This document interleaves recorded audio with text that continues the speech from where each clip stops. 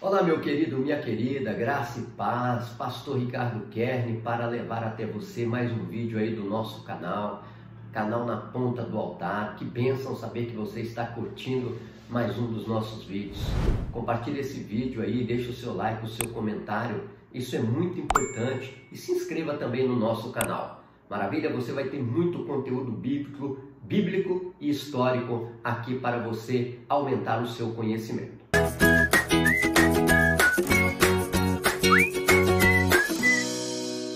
Eu estou falando sobre a origem do povo judeu e do povo árabe. E eu gostaria de saber, você que gosta desses conteúdos, se você já não fez uma pergunta. Por que os judeus são tão perseguidos e são massacrados em vários momentos da história por outros impérios, outras nações, e são acuados de todas as formas ali pelo povo árabe nos dias atuais? Nós podemos encontrar algumas possibilidades de resposta na Bíblia Sagrada. É claro que nós cremos que a Bíblia ela é a fonte de verdade, então por isso que nós tiramos dela as respostas para alguns acontecimentos aí na humanidade. Sabemos que tem muitos que desconsideram a Bíblia, olham apenas para a história, mas a Bíblia é a verdade com relação ao povo judeu. E eu quero mostrar para vocês que em uma das passagens bíblicas, que eu até já falei em outros vídeos, nós podemos ver o início dessa origem de perseguição, tirando, é claro, a própria desobediência natural do homem, a sua natureza pecaminosa, não é verdade? Tirando isso, nós vamos ver que Deus ele ainda tentou resgatar o povo, tentou fazer do povo judeu uma nação de sacerdotes, mas no decorrer da história eles falharam e não cumpriram com a sua missão da forma que Deus desejava. E um dos versículos que nós podemos ir para encontrar essa resposta, uma das respostas, que são várias que nós encontramos aqui, está relatada lá em Gênesis capítulo 16, ali no versículo 12. Olha para vocês verem aqui, eu já falei desse versículo, mas eu quero relembrar para você tirar suas conclusões aí com relação à perseguição aos judeus. Diz aqui o versículo 16 de Gênesis, o versículo 12 do capítulo 16 de Gênesis. A fala é o anjo falando para Agar. Disse-lhe ainda o anjo do Senhor com letra maiúscula, certo? É o próprio Deus falando. Você está grávida e terá um filho, e lhe dará o nome de Ismael, porque o Senhor ouviu em seu sofrimento. Ele será como um jumento selvagem, sua mão será contra todos, e a mão de todos contra ele, e ele viverá em hostilidade contra todos os seus irmãos. Olha que coisa interessante que nós encontramos aqui. Nós vemos o próprio anjo do Senhor, que é o próprio Senhor Jesus Cristo, falando para Agar que Ismael seria como um jumento selvagem. Isso significa que ele seria muito forte e resistente, assim como são os árabes.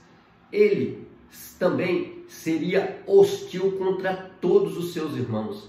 A hostilidade árabe, ela desencadeia em todo o planeta Terra. É um povo muito hostil, é um povo de relacionamento muito difícil com outras nações. Nós podemos ver isso aí no decorrer da história, certo? São a causa de muitas guerras devido a tanto petróleo, tanta riqueza que eles têm, e eles hoje vivem em hostilidade, principalmente com os judeus. Mas tem outro texto que eu quero ler também, já lá em Deuteronômio, que vai também falar por que este povo judeu é tão perseguido assim. Vocês sabem que Deus tirou o povo de Israel do Egito e ali no deserto fez um pacto com eles, renovou a aliança que tinha feito com Abraão, com Isaac e Jacó, prometendo dar a terra prometida. Mas, em contrapartida, Deus colocou algumas exigências. É claro, primeiro ele vai falar das bênçãos que esse povo ia herdar, e bênçãos maravilhosas. Deus se compromete a ser o Deus deles e protegê-los e guardá-los onde quer que eles fossem. Mas em contrapartida, se eles desobedecessem, eles iam sofrer muito. E é o que aconteceu no decorrer da história. E olha esse texto que eu tirei aqui para refletir com você sobre essa pergunta que talvez você faça há muito tempo. Olha o que diz aqui o texto de Deuteronômio, capítulo 28. Eu vou ler o verso 1 e o 2 e vou ler o 65 e o 66 em seguida. Tá certo? Se vocês obedecerem fielmente ao Senhor, o seu Deus, e seguirem cuidadosamente todos os seus mandamentos que hoje lhes dou, o Senhor, o seu Deus, os colocará muito acima de todas as nações da terra. Todas estas bênçãos virão sobre vocês e os acompanharão se vocês obedecerem ao Senhor, seu Deus. Então está aqui Deus fazendo uma promessa para o povo judeu. Se vocês obedecerem, eu estarei com você em tudo. Abençoarei vocês de maneira grandiosa. Mas o versículo 15, eu esqueci de falar do versículo 15, mas eu quero ler o 15 também. Entretanto, se vocês não obedecerem ao Senhor, o seu Deus, e não seguirem cuidadosamente todos os seus mandamentos, decretos que hoje lhes dou, todas essas maldições cairão sobre vocês e os atingirão. Está aqui a contrapartida de Deus. Se vocês me obedecerem e seguir meus mandamentos, que serão bons para vocês, vocês vão ser abençoados em tudo. Vocês vão estar sempre por cima de todas as nações. Mas se vocês desobedecerem, vocês vão sofrer. E olha um dos sofrimentos que Deus fala que o povo judeu passaria se não obedecesse a ele. O versículo 65 diz: no meio daquelas nações, onde Israel está? No meio das nações, porque Israel é o centro do mundo, está bem no centro ali do planeta. Olha aí, no meio daquelas nações, vocês não encontrarão repouso, nem mesmo lugar de descanso para a sola dos pés. Lá o Senhor lhe dará coração desesperado, olhos exaustos de tanto esperar e alma ansiosa.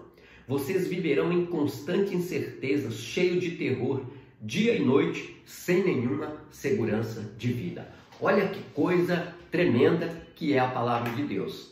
Então está aqui a possibilidade de uma resposta e alguma coisa que nós podemos tirar aqui com relação a este povo amado de Deus, mas ao mesmo tempo um povo obstinado, um povo desobediente, que no decorrer da história eles foram vassalos de vários impérios e várias nações.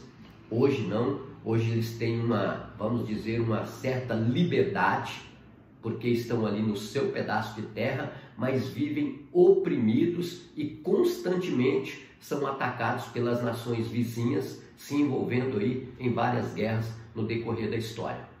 E hoje eu quero falar também sobre o período. No último vídeo eu falei do retorno do cativeiro. Eles são libertos ali pelo rei Dario e pelo rei Sírio e pelo rei Dario para voltarem à sua nação, à sua terra, já que Ciro ele tinha uma forma de administrar procurando manter a liberdade dos seus súditos, das nações conquistadas. Ele permitia que eles praticassem a sua cultura, a sua língua, os seus costumes. E os judeus eles vão ser autorizados a voltar para a sua terra e voltam em 3 ocasiões, né? A primeira com o rei Ciro, ali sob o comando de Zorobabel, a segunda com Esdras, sob o comando de Dario e Artaxerxes, né? E a terceira sob o comando de Neemias, certo? Então Zorobabel, Esdras e Neemias são os 3 líderes que voltam com os judeus para a sua terra e ali reconstrói o templo, reconstrói os muros, os portões da cidade, e eles voltam a viver numa certa paz e tranquilidade, mesmo com muita oposição dos samaritanos. Lembra quem são os samaritanos? É a mistura dos povos judeus do Reino do Norte, que a Síria destruiu o Reino do Norte, e misturou, trouxe pessoas de outros lugares para habitar ali com o restante dos judeus, dos israelitas que ficaram ali na terra de Israel, formando então a Samaria, formando ali a raça dos samaritanos, que os judeus não davam muito bem com eles. Vocês lembram lá no poço de Jacó, quando Cristo vai encontrar com aquela samaritana, lá no capítulo 4 de João, Cristo encontra com aquela samaritana e ela faz a pergunta: olha, como que você é judeu e está falando com a samaritana? Porque existia essa separação, eles não se relacionavam e não se comunicavam com os samaritanos. E aí, eles estão ali vivendo na sua terra numa certa tranquilidade, no reinado de Ciro, Dario e Astaxerxes, mas o reino medo-persa vai cair aos pés de Alexandre. Alexandre vai conquistar e vai derrotar o Império Medo-Persa, começa a reinar e começa a helenizar todo o mundo. Alexandre agora quer que todos os povos conquistados fossem helenizados. O que é helenizar o povo? Era fazer com que eles adotassem a cultura, a religião, os costumes e também as vestimentas e a língua grega. Então esse era o objetivo de Alexandre, fazer que todos falassem a língua grega e os costumes gregos. Ele conseguiu até certo ponto fazer isso, mas ele morreu muito novo, morreu com 33 anos de idade. Então, o seu reino vai ser dividido por 4 generais. Alexandre, no auge das suas conquistas, vai morrer, como eu já disse, com 33 anos, mas antes de morrer ele divide o seu reino com 4 dos seus generais: Seleuco, Ptolomeu, Lisímaco e Cassandro. São os 4 generais de Alexandre. O seu reino é dividido e um dos 2 generais vão pegar ali, vão tomar posse da região que neste meio está a Judéia, ou seja, Israel. A região de Israel está ali entre a Síria, que ficou com Seleuco, e o Egito, que está com Ptolomeu. E Ptolomeu começa a tomar posse ali da região da Judéia. Ele engloba a região da Judéia sob o seu comando e vai permitir que os judeus pratiquem a sua fé, a sua religião e os seus costumes sem oprimi-los. Seleuco e Ptolomeu, agora com a intenção de expandir os seus territórios, eles começam a brigar pela região da Judéia. Seleuco vai conseguir expulsar Ptolomeu e os seus exércitos da Judéia e começa a tomar posse e administrar a Judéia. Só que Seleuco, ele vai querer voltar novamente, helenizar o povo judeu, até que se levanta lá na frente um rei chamado, um imperador do reino Seleucida, chamado Antíoco Epifânio. Nós não vemos isso na Bíblia Sagrada evangélica, mas vemos na Bíblia católica. Lá no livro de 1 Macabeus, no capítulo 2, capítulo 1 e capítulo 2, nós podemos ver essa história. Antíoco Epifânio vai se levantar e vai oprimir os judeus, querendo que eles se helenizem. A partir de agora, Epifânio quer fazer com que eles abandonem os seus rituais religiosos, abandonem a circuncisão, celebrem festas, sacrifícios, trabalhem, quebrem o sábado. Ele quer fazer também com que os judeus sacrificassem outros animais nos altares e vai criar uma perseguição muito grande contra os judeus. E Antíoco Epifânio é considerado o anticristo do Antigo Testamento. Antigo Testamento por quê? Porque o Novo ainda não começou, só vai começar com a chegada do Senhor Jesus, certo? Nós estamos vivendo aqui, este período é chamado período interbíblico. É um período de 400 anos que não se levantou profeta em Israel. Então é esse período que eles estão vivendo aqui, o povo judeu, após a sua saída lá da Babilônia, né, da Pérsia. Eles estão vivendo ali e agora eles são oprimidos por Antíoco Epifânio. Você pode encontrar esse relato lá no livro apócrifo de 1 Macabeu, na Bíblia Católica tem esse livro, certo? Eu até tenho uma Bíblia Católica aqui e quero até ler esse texto para você entender que não é pecado ler a Bíblia, tá? A Bíblia Católica, algumas pessoas têm até medo de pegar nela, mas não, olha, não tem problema nenhum. Ela é a Bíblia, ela apenas tem alguns livros que os judeus eles não colocaram no cânon, certo? Tá aqui a Bíblia Católica na minha mão, livro de 1 Macabeus. Olha o que vai dizer aqui. 1 Macabeus, capítulo 1, a partir do verso 16. Quando se viu firme no poder, Antíoco planejou conquistar também o Egito. Invadiu, pois, o Egito com um poderoso exército de carros, elefantes, cavalos, numerosos navios. Assim atacou Ptolomeu, rei do Egito. Este entrou em pânico, fugiu. Muitos dos seus homens caíram feridos. Certo? Aí o Egito é derrotado. Antíoco Epifânio agora vai praticar isso aqui. Olha lá. Apoderou-se de tudo e voltou-se para seu país, por ter causado grande mortandade, proferindo palavras de extrema arrogância. Por isso, grande luto se abateu sobre Israel em todos os lugares. Olha aquela palavra lá de Deuteronômio, olha ela se cumprindo aqui nos judeus. Olha, gemeram chefes e anciãos, desfaleceram moços e moças, murchou a beleza das mulheres. Todo recém-casado entoou uma elegia e a esposa desfez em lágrimas o seu luto, o seu leito nupcial. A terra estremeceu por todos os seus habitantes e toda a casa de Jacó se cobriu de vergonha. Olha aí que coisa. Tá aqui a palavra de Deus aí, né? Ela se cumprindo nos relatos históricos do livro de Macabeus. E o povo de Israel vai passar por muita dificuldade, a ponto de Antíoco Epifânio sacrificar um porco no altar de Jerusalém. Já imaginou? Ele vai sacrificar um porco no altar de Jerusalém. O porco para os judeus era um animal imundo, eles nem comiam porco e nem criavam também.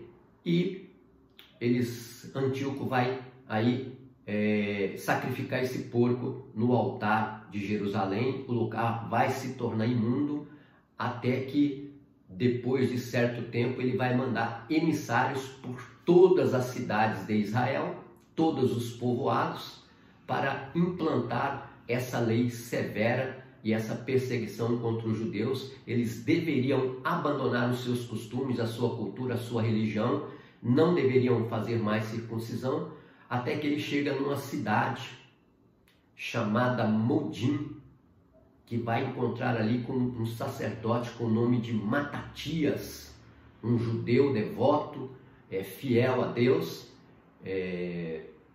E essa comissão chega conversando com... Naquele tempo, os sacerdotes, eles eram os líderes das comunidades, certo? Eles tinham a liderança civil do povo e também a liderança religiosa. Eles ficavam com esses dois cargos porque naquele tempo não tinha rei sobre Israel. O período antibíblico também foi um período que Israel viveu muitos anos sem o rei israelita, e eles vão ali tentar fazer com que Matatias também sacrificasse no altar, mas Matatias se levanta e diz que não faria isso, que preferia morrer. Até que um judeu levanta-se, vai tentar fazer o sacrifício, e está relatado lá também no livro apócrifo de 1 Macabeus, capítulo 2. E esse judeu, quando se levanta para sacrificar no altar, Matatias vai para cima dele e o mata. Mata o próprio conterrâneo seu, porque queria desobedecer e macular o altar do Senhor na cidade de Modim. E também Matatias mata um dos conselheiros do rei, um dos emissários do rei, e aí gera aquela confusão. Os filhos de Matatias vão entrar na luta também para defender o pai, e aí começa um grande motim, né? Começa uma grande revolta. Os macabeus se reúnem, se juntam ali com o resto do povo temente a Deus e que queria a libertação de Israel, e vão se levantar contra os Seleucidas, contra o rei Antíoco Epifânio, e vão conseguir expulsar os Seleucidas da região de Israel. E aí vai começar aí a dinastia Asmoneia, né? Que é a dinastia dos Macabeus, né? O líder dos Macabeus era Judas, por isso que Judas ele é um dos principais personagens aqui do livro de Macabeus. Judas vai liderar um povo aí, o povo judeu com seus irmãos, durante aí mais de 100 anos. E eles vão restabelecer o culto a Deus, vão purificar os lugares que foram maculados e vão voltar a viver a sua vida religiosa e a sua cultura da forma que Deus gostaria que eles fizessem. E é nesse período que vai surgir as seitas judaicas, os fariseus, os saduceus, os zelotes e também os essênios. Esses grupos, eles vão se formar nesse período, no período antibíblico, período interbíblico, e vai se desenvolver até o início do comando ali do Império Romano. O Império Romano começa a crescer e vai agregar a terra da Judéia como uma das províncias romanas. Agora, os judeus perdem a autonomia, né? Eles precisam dividir a autonomia agora política com os romanos. Eles continuam com o comando ali do seu povo, mas sobre administração romana. Por isso que Roma manda para lá governadores. Lembra lá de Pôncio Pilatos, que é um governador? E depois vai instituir aí rei sobre Israel, que o primeiro rei é o rei Herodes. Herodes o Grande é o primeiro rei de Israel pós-exílio, pós a queda da dinastia davídica. E aí, meus irmãos, vai chegar João Batista, vai nascer e vai iniciar o Novo Testamento. É muita história envolvida nessa parte da Bíblia, são 400 anos de história. Eu fiz apenas alguns recortes aqui para você compreender o que aconteceu nesses 400 anos de silêncio profético. Deus não levanta nenhum profeta, ninguém fala em nome de Deus, porque a palavra de Deus ela vai se cumprir, de qualquer jeito ela vai se cumprir. Então está aí mais um capítulo da história de judeus, né? E os confrontos com os árabes, eles permanecem, já que há uma observação que eu deixei de fazer aqui, né? O povo medo-persa, o povo babilônico, os Seleucidas, os assírios, os sírios, que foram impérios e reinos que sempre dominaram Israel, todos eles de origem árabe. Então, isso aí é importante você guardar, já que eu estou falando de judeus e árabes, é a palavra de Deus se cumprindo, que este Ismael, que o seu povo seria hostil contra todos os seus irmãos, e nós vemos essa hostilidade fazendo com que o povo de Israel, que era um povo muito pequeno, vai se render, vai se sucumbir diante dos povos árabes, e eles só não são exterminados da terra porque Deus tinha um pacto, Deus tem um pacto com esse povo, mesmo ele sendo uma parte da população mundial muito pequena. Para você ter ideia, o mundo hoje tem mais de 7 bilhões de pessoas e apenas 14 milhões de judeus. É muito pouca gente para um povo que Deus falou que eles seriam incontáveis, não é verdade? Então está aí mais um capítulo da história de judeus e árabes no canal Na Ponta do Altar. Se você gostou, Compartilhe esse vídeo aí com seus amigos, é muita história e muita Bíblia. Deus abençoe, um beijo no coração, você está na ponta do altar.